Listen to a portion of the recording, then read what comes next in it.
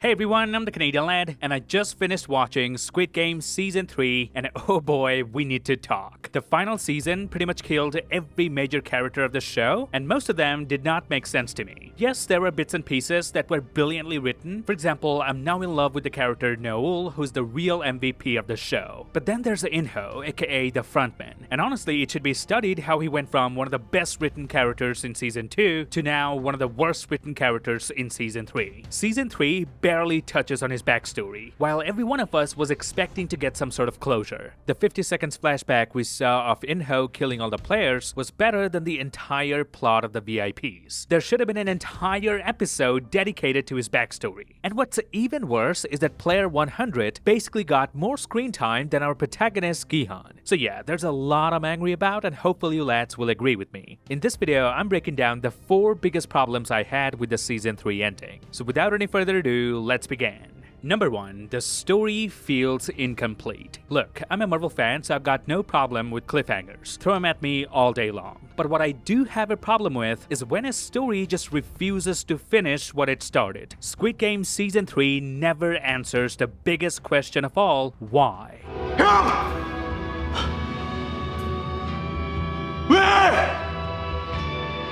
왜 그랬어? Remember back in Season 1 when Junho asked the frontman that same exact question? 형이 왜?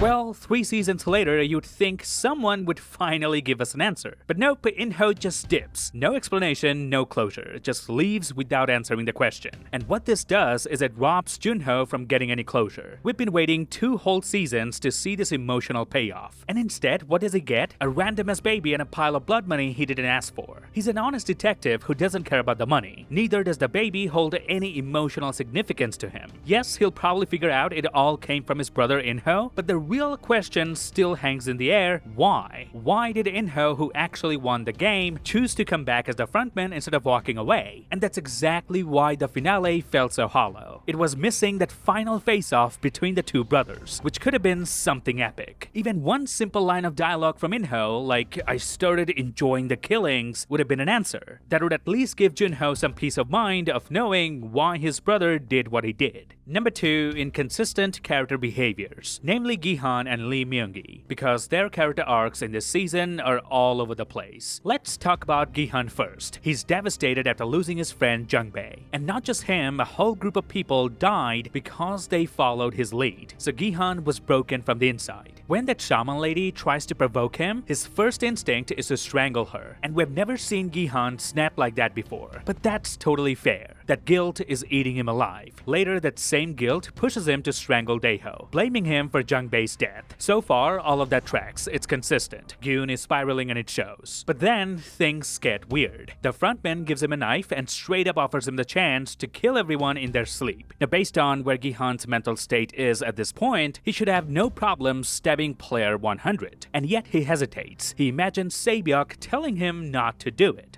그러지 마, 아저씨. 그런 사람 아니잖아. And that's where things start falling apart. Because wait, what happened to the guy who just killed Daeho a few episodes ago? Gi-hun already crossed a line, emotionally and physically. So why pull back now? So which one is it supposed to be? A righteous soul who can't bring himself to kill? Or someone slowly being consumed by the game, losing more and more of his humanity? You can't have both. The show tries to walk the line, but it just ends up confusing his arc. Now let's talk about Myung-gi. In Season 2, this man had people cheering for him. But in this season, he was this close to killing his own baby just to survive. Now I know some people might say, come on, he wasn't really gonna do it. It was just a bluff to shake Gi-hun. Okay, maybe. But even as a bluff, that's a massive shift from the guy who once looked to Junhee dead in the eyes and said this. 네가 나를 죽여. 게임 시작되면 너 찾아갈 테니까 그 칼로 나 찌르고 너 여기서 나가. 그럼 너랑 아이는 살 수 있잖아.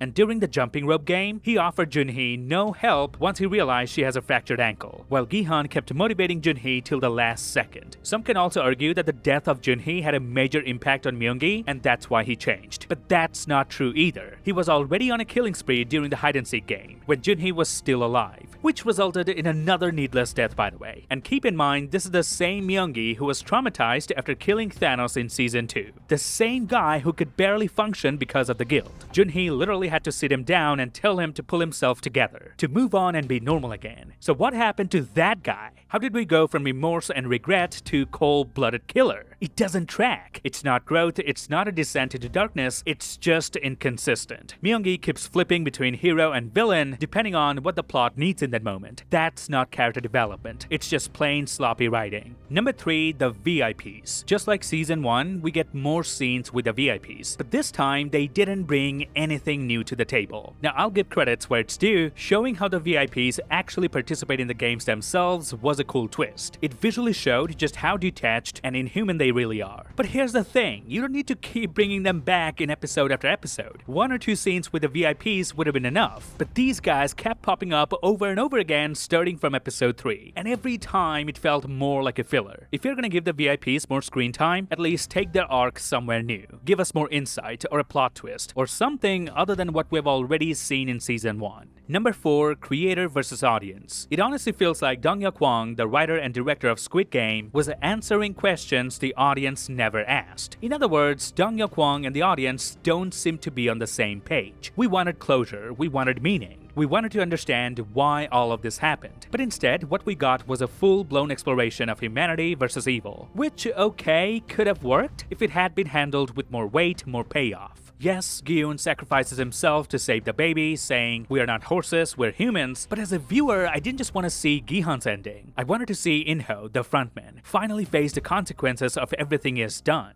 Gi-hun had already given up on his life when he was begging the pink guards to kill him. His fate was sealed the moment he decided to step back in the game, so I have no problem with him dying at the end. But the way they handled frontman, that's where the real problem is. Gi-hun may have won his personal battle, but In-ho never truly lost. He never confessed, never cracked, never faced judgment. 3 times he was on the verge of breaking down. Tears in his eyes, guilt written all over his face. But he held it in, every time. And then what? The final twist reveals Squid Game isn't just a South Korea nightmare, it's a global operation. And In-ho is still in power, still running things, business as usual. And that's the biggest problem. One of the biggest reasons people loved Season 2 was because of Lee Byung Hun and how damn good he was as the frontman. He added depth, mystery, and tension. So naturally, we thought Season 3 was building toward a showdown of Gi-hun versus In-ho, the emotional climax, the final reckoning. But instead, the frontman gets sidelined, takes a back seat in the very season where he should have been the center of it all. And honestly, that feels like a huge missed opportunity. Now that I've presented my major issues with the show's ending, let me present some solutions as well. Yeah, I know, it's too late to change anything now, but here's how I would have done it if it were up to me. Because it's always easy to complain than to provide solutions. First off, Season 3 would have been a true 3-way arc between Junho, In-ho, and Gi-hun. I mean, come on. Junho spent 2 full seasons trekking down that island, only to show up, ask one question,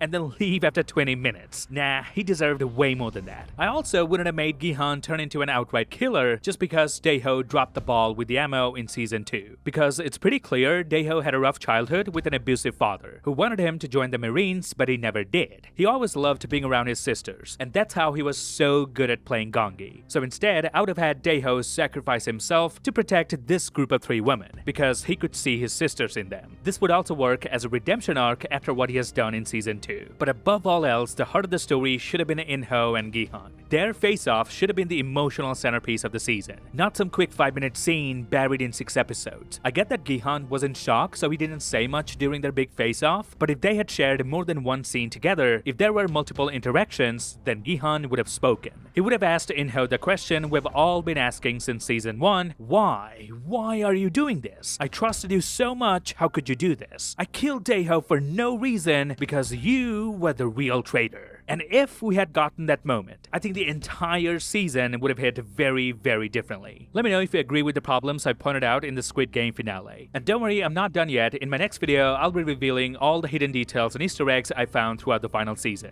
Should come out next week. I will admit though, this was a genuine good season. Just not a good ending, that's all. Now July is gonna be packed with the release of Superman and Fantastic Four, so please subscribe to the channel and turn notifications on if you haven't already. I'll see you lads in the next one.